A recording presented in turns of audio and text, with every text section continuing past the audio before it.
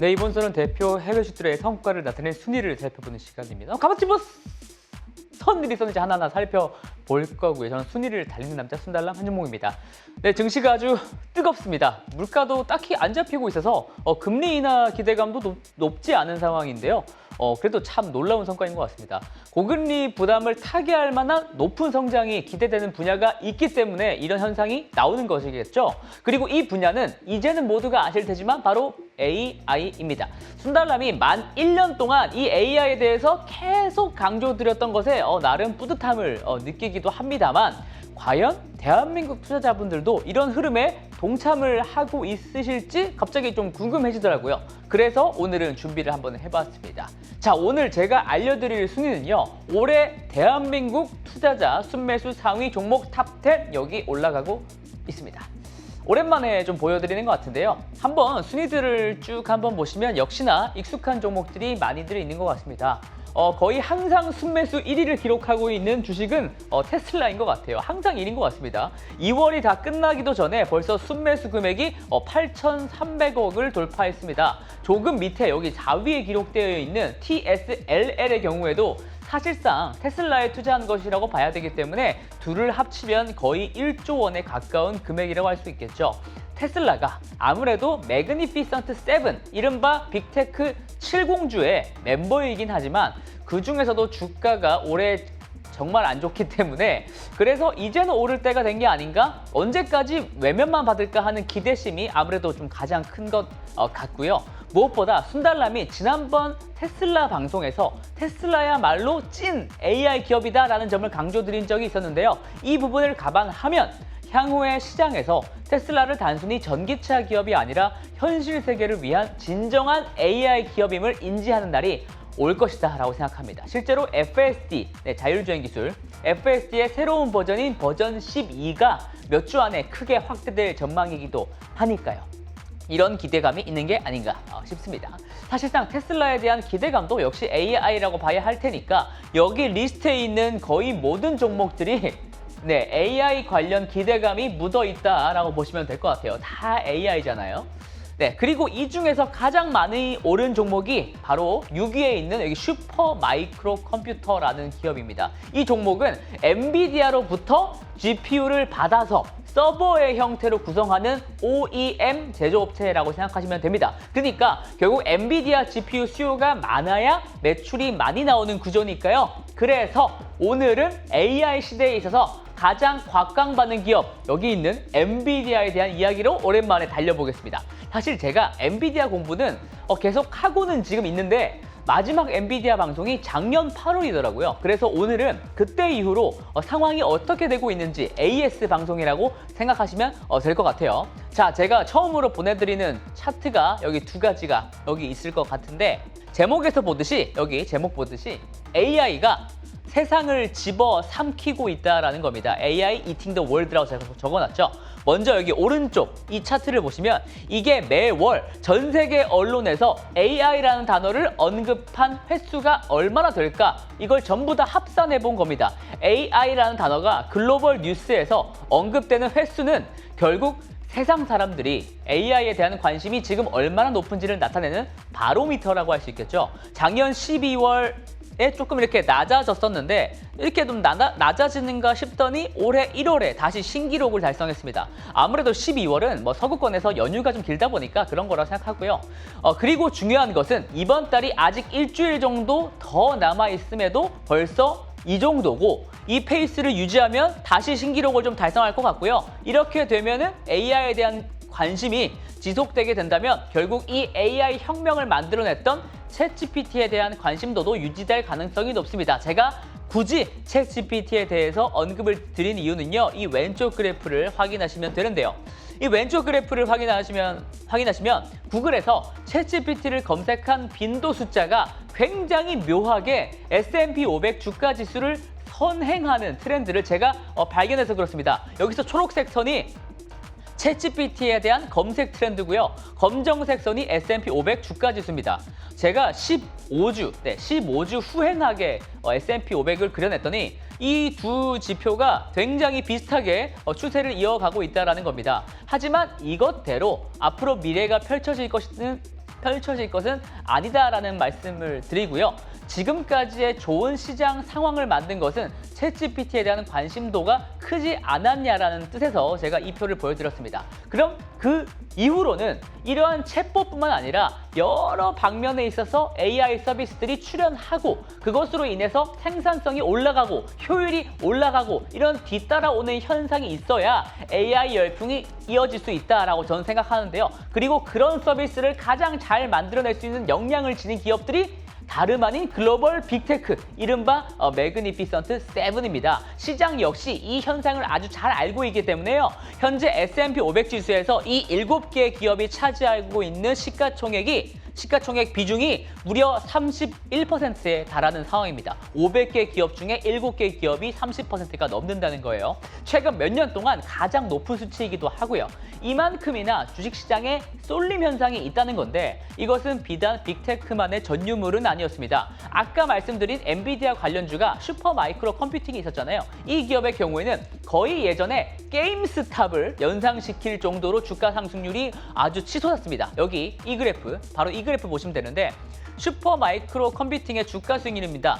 챗GPT가 공개된 날짜를 기준으로 주가 상승률이 1000% 정도가 되더라고요. 1000%. 그러니까 10배 정도 되네요. 그리고 바로 아래의 그림처럼 미국 개인 투자자들의 경우에도 엔비디아, 슈퍼마이크로 컴퓨팅에 대한 언급을 압도적으로 여기 보시면은 이렇게 제일 많이 언급되어 있잖아요. 네, 미국 개미도 마찬가지입니다. 네, 그러니까 엔비디아, 슈퍼마이크로 컴퓨터에 대한 언급을 많이 하고 있는데 이것은 시장의 관심이 온통 AI 혁명과 관련된 주식에 쏠려 있다라고 보시면 됩니다. 그리고 그 한가운데에 선 것이 바로 엔비디아라고 할 수가 있겠고요. 엔비디아는 그리고 지난 목요일 새벽에 실적을 발표했습니다. 요새 분위기로 봐서는 미국 FOMC보다 중요한 것이 엔비디아 실적이 아닌가 싶을 정도입니다. 결론적으로 말씀드리면 엔비디아가 실제로 호실적을 발표한 다음에 글로벌 증시 분위기 자체를 바꿔버렸습니다. 그래서 오늘은 엔비디아의 실적에 대해서 좀 더 면밀하고 잊어서는 안 될 인사이트가 있는지 살펴보겠습니다. 먼저 왼쪽 표를 보실게요. 이 표는 엔비디아의 각 사업부별 매출을 나타낸 겁니다. 엔비디아는 총 5가지 세부 항목으로 그들의 비즈니스를 딱딱딱 구분 짓는데요. 이 중에서 중요한 것은 제일 탑라인, 단연코 데이터 센터입니다. 데이터 센터에서 GPU 서버들이 구축되고 이들 덕분에 AI 서비스를 이용할 수가 있고 또 이들 덕분에 또 새로운 AI 모델을 개발할 수 있기 때문에 그렇습니다. 데이터 센터가 그렇게 중요한 겁니다. 근데 184억 달러라는 분기 매출이 나왔는데 전년 대비 성장률이 무려 409%, 그러니까 5배가 넘어갑니다. 네, 5배. 그 아래의 항목들도 모두 호실적을 기록했지만 현재 국면에서는 데이터 센터가 다 해먹고 있고 이 분야에만 집중하셔도 크게 무리가 없을 정도죠. 개인적으로는 옴니버스로 대표되는 전문 시각화 비즈니스도 게임 이상으로 커져서 앞으로 고성장하는 부분이라고 생각하는 느낌이 들지만 아직은 시간이 좀 더 걸릴 것 같고요. 중요한 것은 성장률이 높았다는 것에서 그치지 않고 시장의 예상보다 좋았으면 얼마나 더 좋았냐, 이걸 보는 게 중요합니다. 이걸 컨센서스 대비 어쨌다 저쨌다라고 표현들을 많이 하죠. 어쨌든 여기 다시 표 보시면 예상치 대비해서도 성장률이 굉장히 다 호조를 이렇게 보였습니다. 그리고 오른쪽 그래프에서 보다시피 엔비디아 실적의 견인차 역할을 하고 있는 게 바로 데이터 센터라고 말씀드렸죠. 이 데이터 센터의 분기별 매출은 이렇게 로켓처럼 위로 솟고 있습니다. 이 그래프가 이게 맞아? 라고 할 정도인데 엄청 이렇게 올라갔죠. 과거에는 이 정도 기울기에서 성장하던 것이 갑자기 수직 상승했으니까 실적과 주가 상승이 이해가 충분히 가는 부분이라고도 할 수 있겠습니다. 그렇다면 왜 이렇게 기울기가 급하게 바뀌었을까요?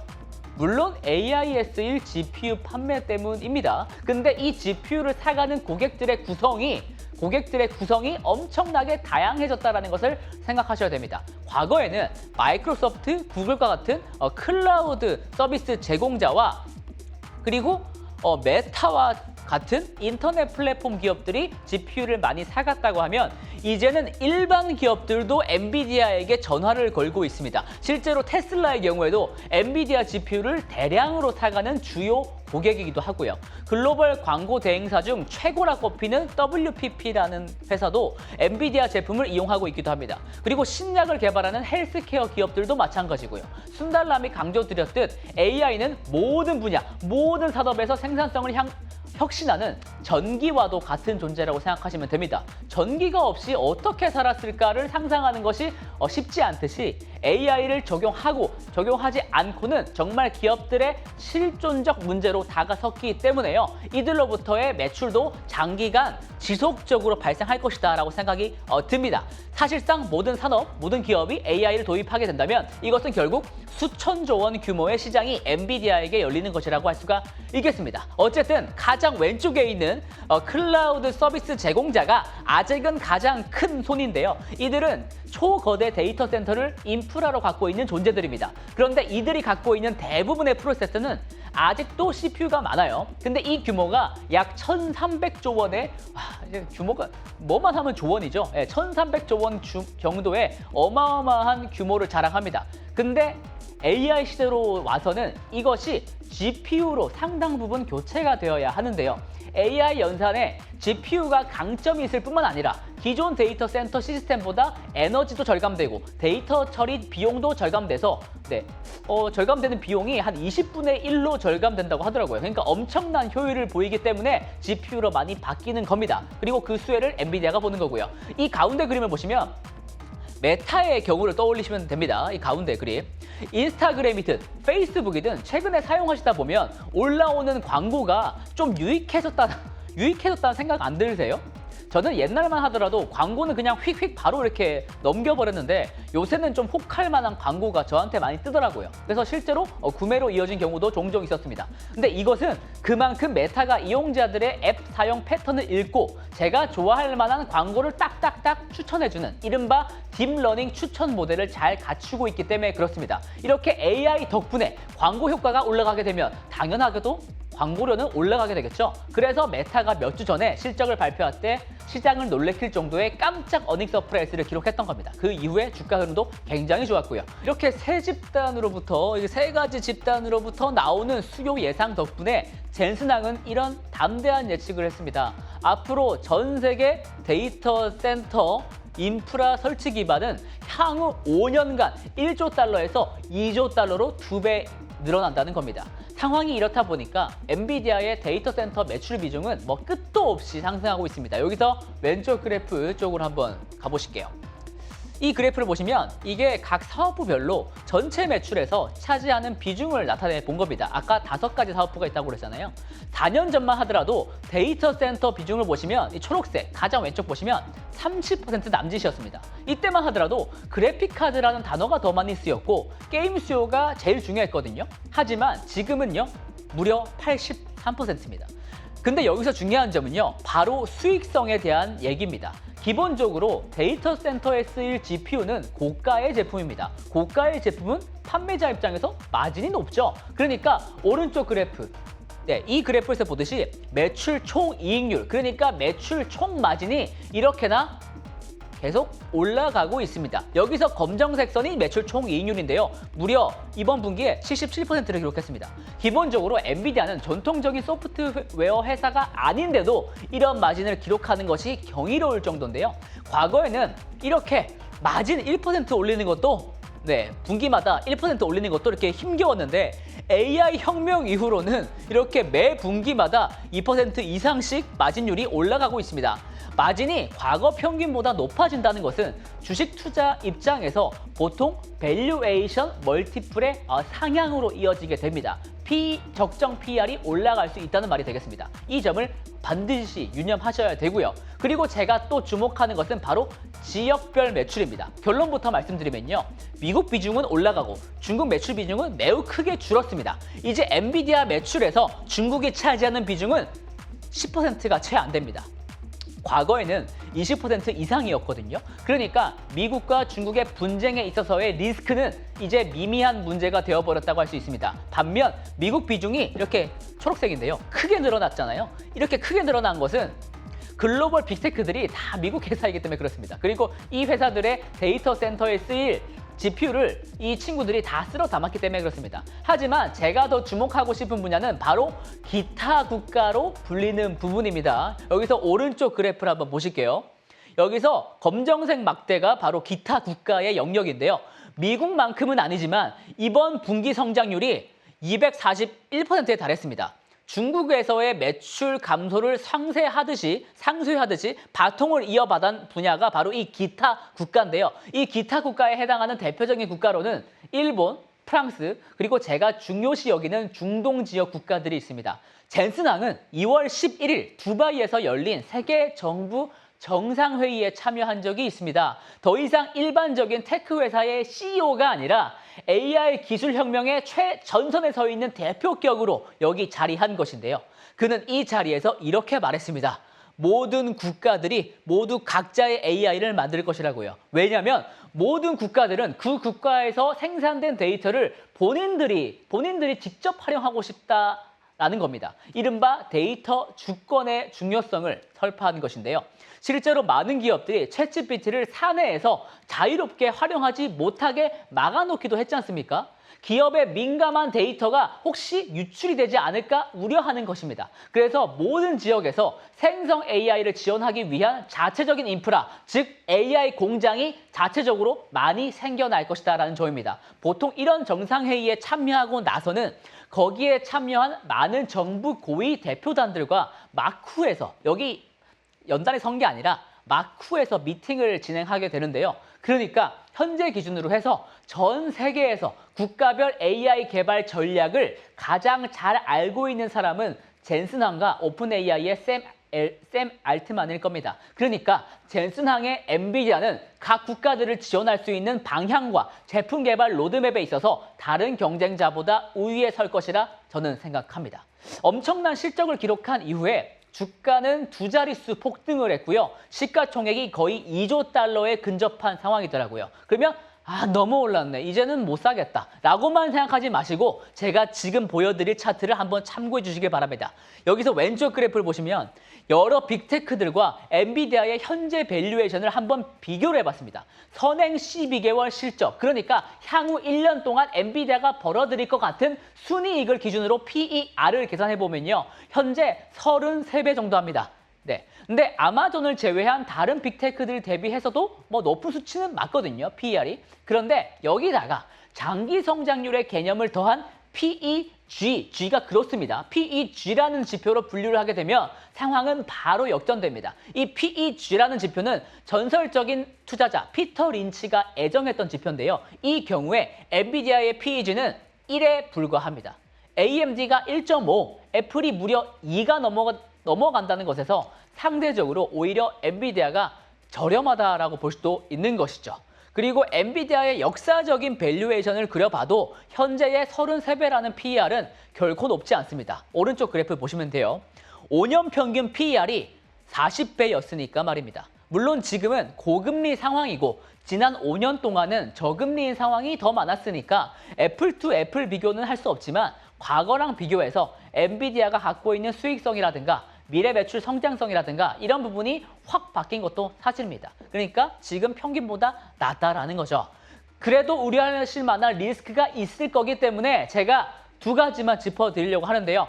먼저 첫 번째 리스크는 바로 빅테크들의 반도체 자체 개발 노력입니다. 엔비디아 제품 안 사고 자체 개발하면 어떡하냐라는 거죠. 결론부터 말씀드리면 쉽지 않을 겁니다. 구글 정도만이 나름 오래된 반도체 실리콘 개발 노력으로 잘하고 있지만 다른 기업들의 경우에는 그닥 괄목할 만한 성과를 보이지 못하고 있습니다. 그리고 이들이 만들어내는 반도체 칩은 주로 AI 추론용 칩입니다. 훈련이 아니라 추론 칩입니다. 물론 AI 추론 시장이 엄청나게 성장하고는 있지만 중요한 점은 AGI를 개발하기 위해서는 AI 훈련을 위한 고도로 복잡한 행렬 연산 칩이 필요하다는 겁니다. 여기에는 아직도 GPU를 대체할 만한 제품이 없다는 점이 바로 포인트입니다. 그래서 최근 몇 주간 여기 보시면 일론 머스크라든지 샘 알트만이라든지 이런 AI 최전선에 서 있는 개발자들이 GPU 구매에 최소 수조 원을 더 써야 한다라고 트위터에다가 글을 남기기도 했습니다.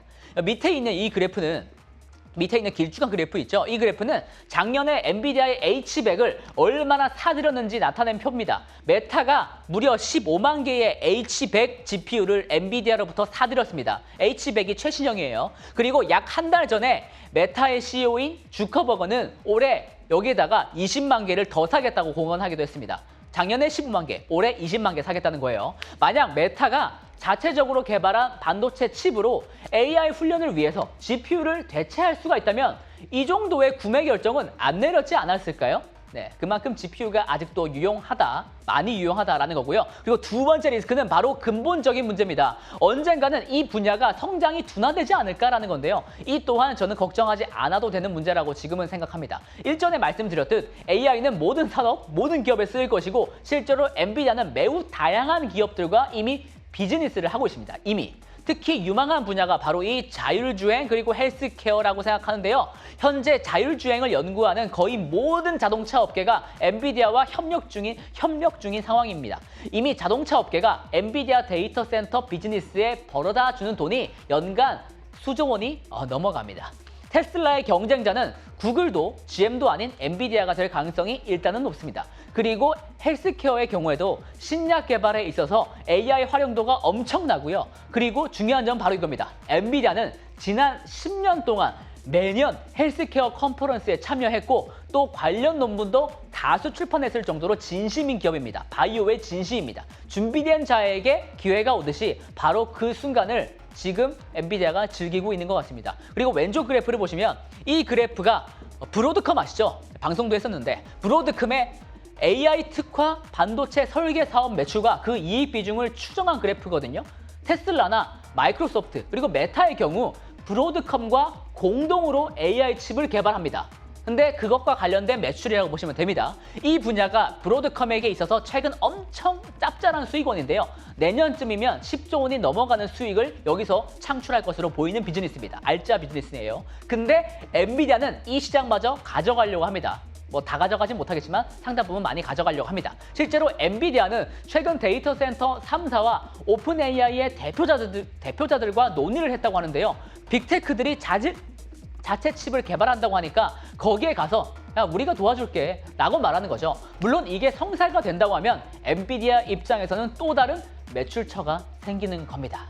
자 이제 마지막인데요. 여러분들 만약 여러분들이 황금알을 낳는 거위를 만드는 법을 안다고 하면 그걸 어떻게 쓰시겠어요? 일단 남들에게 그 방법을 알려주는 사업을 하기 전에 안방에다가 그 거위들을 여러 개 놔두지 않겠습니까? AI도 마찬가지라고 생각합니다. AI를 잘 알고 있는 기업이라면 내부적으로도 AI를 가장 많이 활용하고 있는 기업일 겁니다. 그게 엔비디아라고 생각하고요. 실제로 엔비디아의 신제품 출시 주기 이거 보시면 2년이었는데 1년으로 줄어들었고 이제 6개월로 줄어들고 있습니다. AI로 혁신의 속도가 점점 더 빨라지고 있습니다. 마지막으로 젠슨왕이 발언한 한 문장을 여러분들께 알려드리면서 순달랑 마치겠습니다. 경쟁은 아직 가까이 오지도 않았다. 그러면 저는 또 다음에 뵙도록 하겠습니다. 편안한 주말 되시고요. 이상 순달람이었습니다.